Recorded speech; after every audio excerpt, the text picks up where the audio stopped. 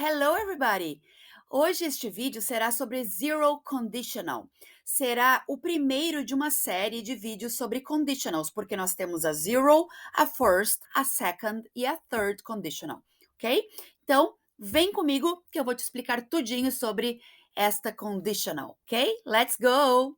Então, quando que nós utilizamos a zero conditional? Para afirmações sobre o mundo real. Por exemplo, if you mix blue and yellow, you get green.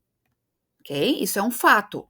Se você misturar azul e amarelo, você consegue a cor verde. Fatos reais incontestáveis, geralmente científicos. Por exemplo, if you put water in the freezer, it becomes ice. Se você colocar a água no freezer, ela se torna gelo. Dar instruções. If the telemarketing calls, don't answer. Não briguem comigo, pessoal de telemarketing aí, tá, gente? Mas seria uma verdade quase que absoluta do pessoal aí, né? If the telemarketing calls, don't answer. Se o telemarketing ligar, não atenda. Como que a gente forma, então, essa zero conditional?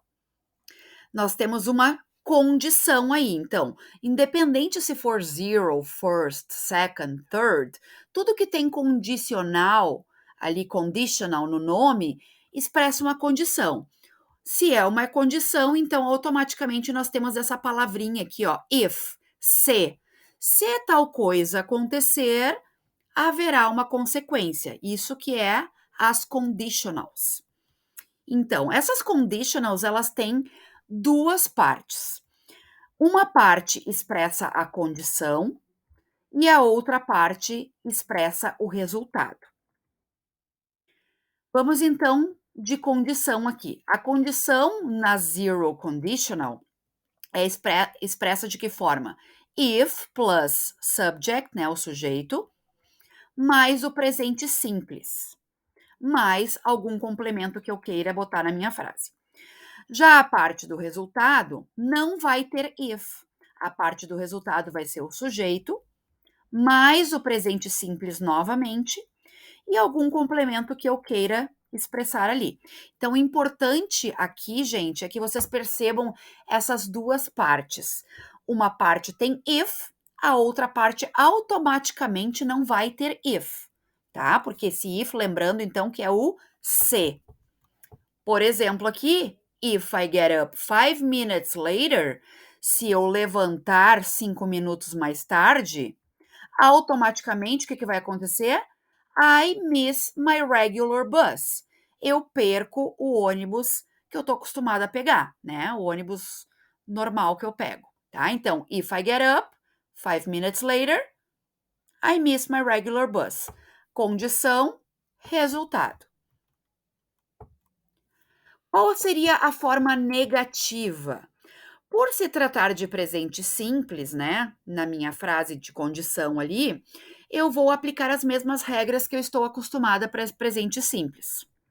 Ou seja, para fazer a forma negativa, eu vou expressar don't ou doesn't, dependendo do sujeito, né?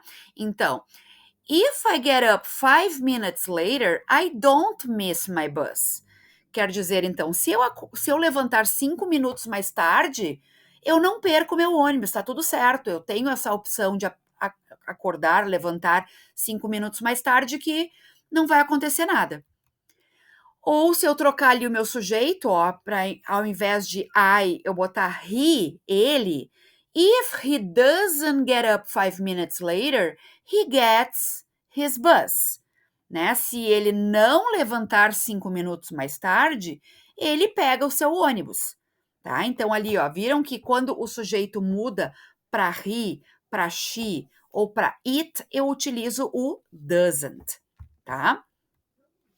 A forma interrogativa, novamente reforçando então que utilizamos o presente simples, então vai ser do para pergunta ou does, novamente dependendo do sujeito.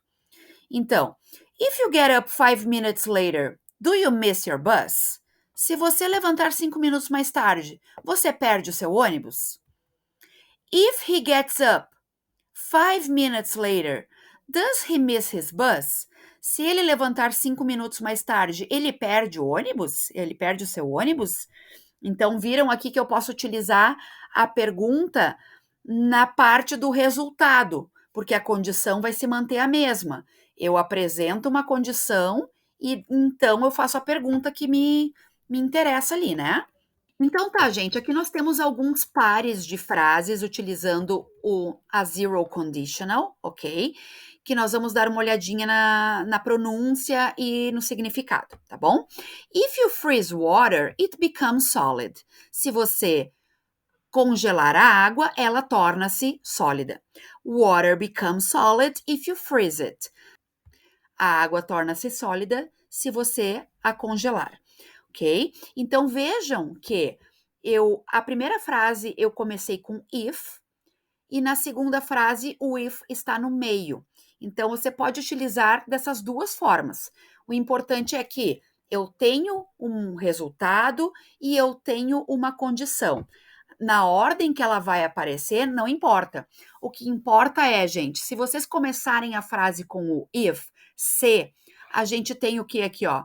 Uma vírgula, tá? Na segunda frase eu não tenho vírgulas. Eu uso o if para me indicar que começou a segunda parte da minha frase, ok? Vamos ver mais exemplos aqui. If plants don't get enough water, they die. Se as plantas não conseguirem, não ganharem água o suficiente, elas morrem.